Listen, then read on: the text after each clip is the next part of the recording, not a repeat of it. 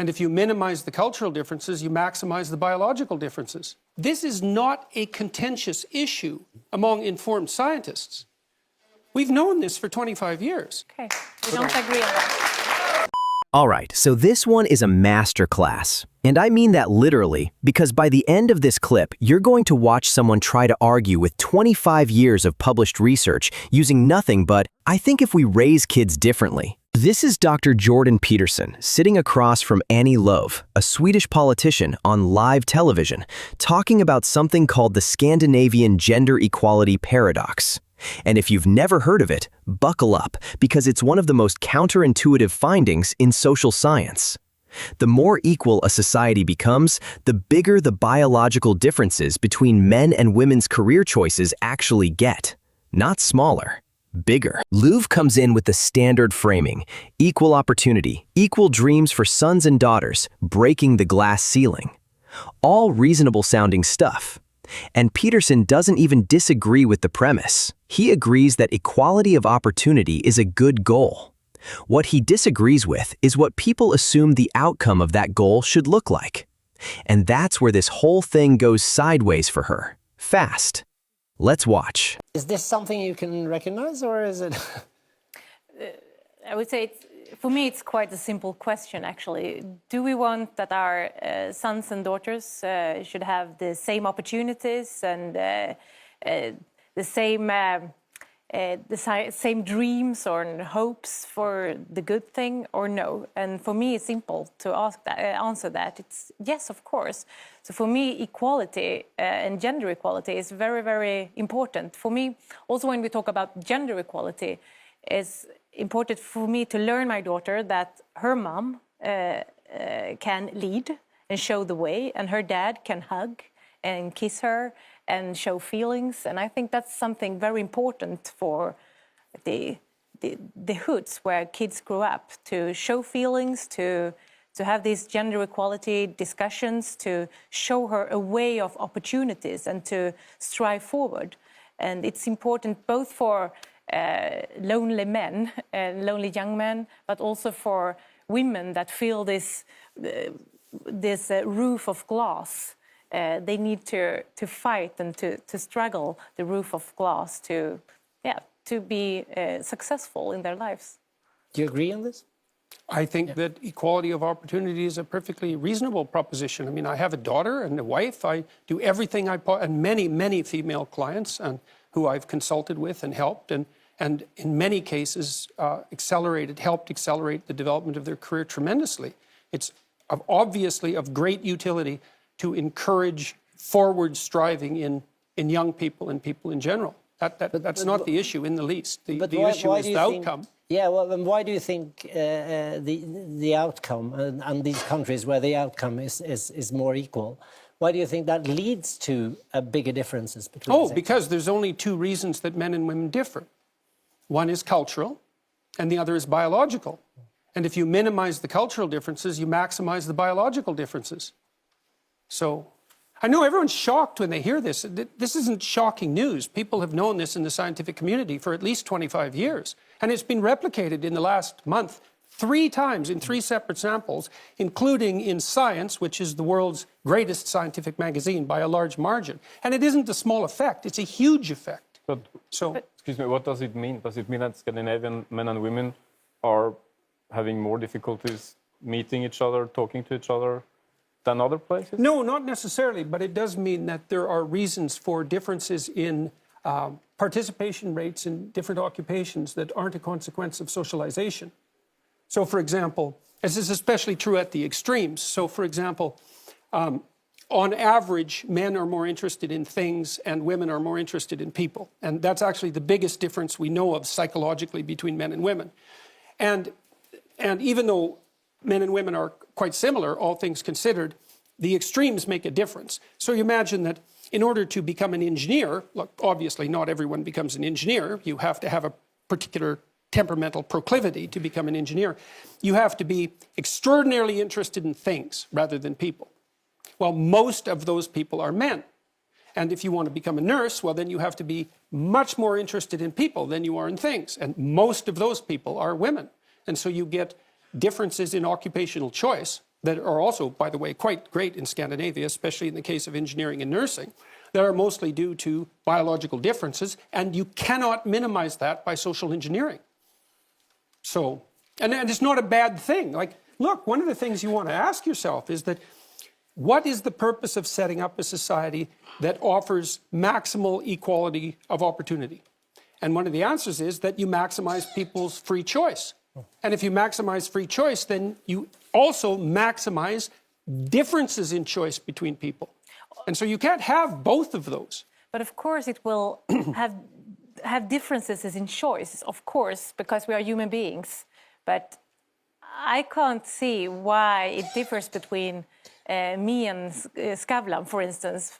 But of course it differs in biological things, but not in choices, because I think more how we raise them, how we live, education, a sort of culture, attitudes form a human being, whether or not they are a girl or a boy when they grow up. Mm-hmm. And if I raise my daughter to become a leader, to be self-confident, to have a high education, for instance, I think she will have a good platform to become a civil engineer, to become a CEO of a company, or to become a nurse. Well, that is what people who think that the differences between people who are primarily culturally constructed believe, but it's not what the evidence suggests.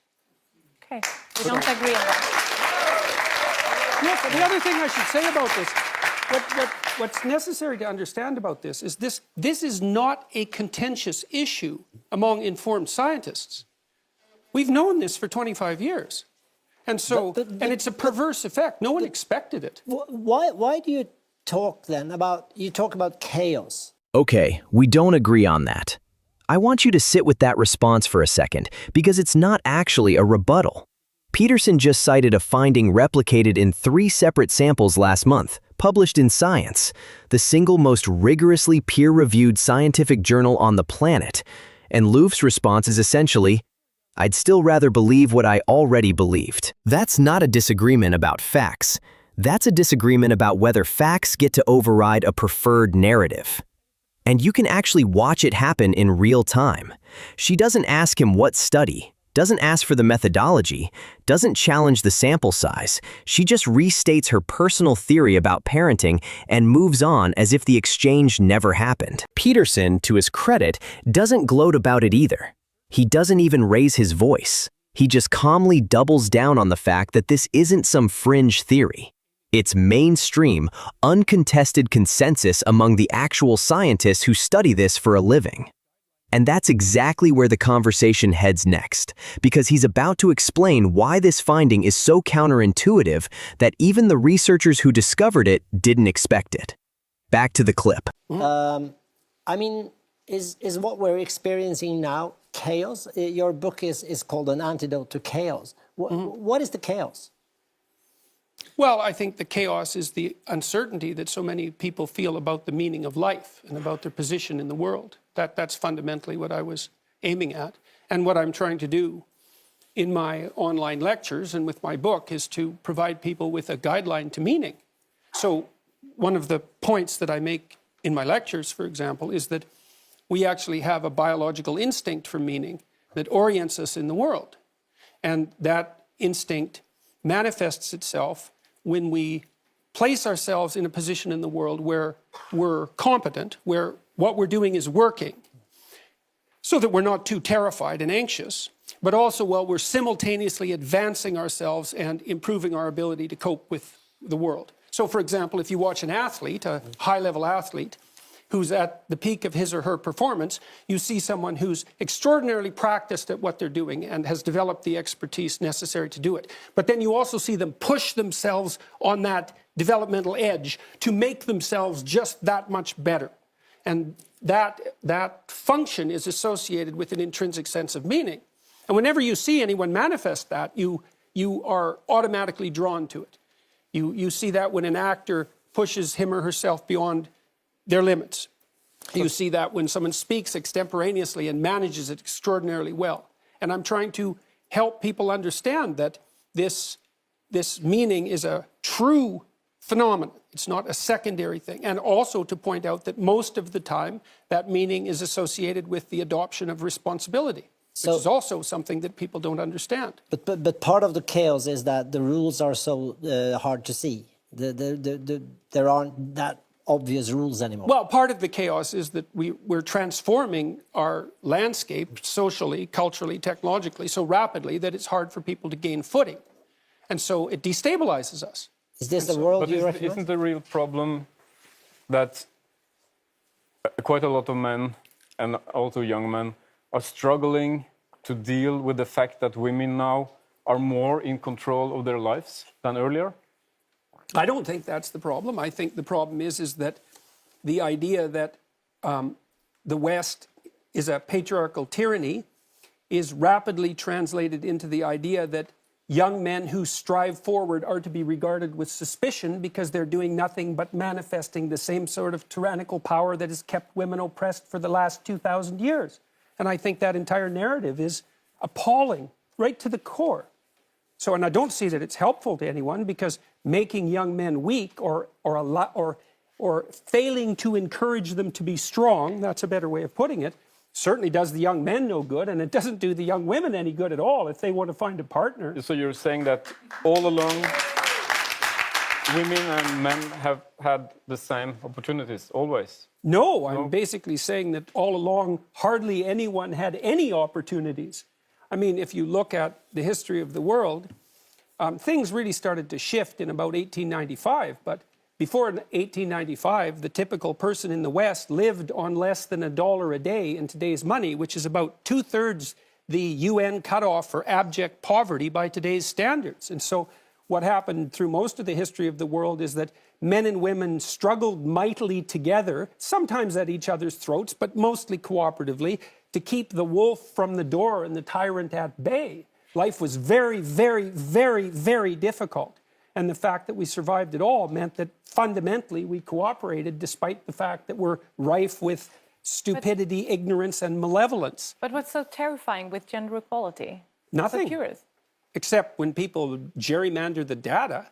It's like, what do you mean by equality? Do you want women to have their free choice or not? If you do, they're not going to pick occupations that are the same as the occupations men pick. But we have structures today that women need to struggle. They need to take a step to have the possibility to become like a prime minister. As we talked before, we don't have had any prime minister in Sweden that have been a woman, for instance. We have a lower rate of female entrepreneurs. Men had a higher income than women in Sweden, even if they work with the same tasks. And we need to work with. That's one that I would dispute. We need to work with gender equality, I think, even in the lower class in schools, to learn kids how to play with dolls, or how to boys how. We need to. I think we need to learn boys to be more sensitive, but also young girls to become more self-confident. And I think that's very important to. Well, build the problem with safety. that is the data indicate that the consequence of the policies that you're promoting have maximized the differences between men and women. So that isn't what it's doing. Now, that isn't to say that the movement towards egalitarianism is necessarily a bad thing. And that's the piece right there that I think gets missed the most in this whole exchange. Peterson isn't just saying the patriarchal tyranny narrative is wrong. He's saying it has a cost, a real one, on both sides. If you tell young men that ambition itself is suspicious, you don't get more balanced young men, you get discouraged ones. And if young men stop striving, that doesn't somehow benefit young women either.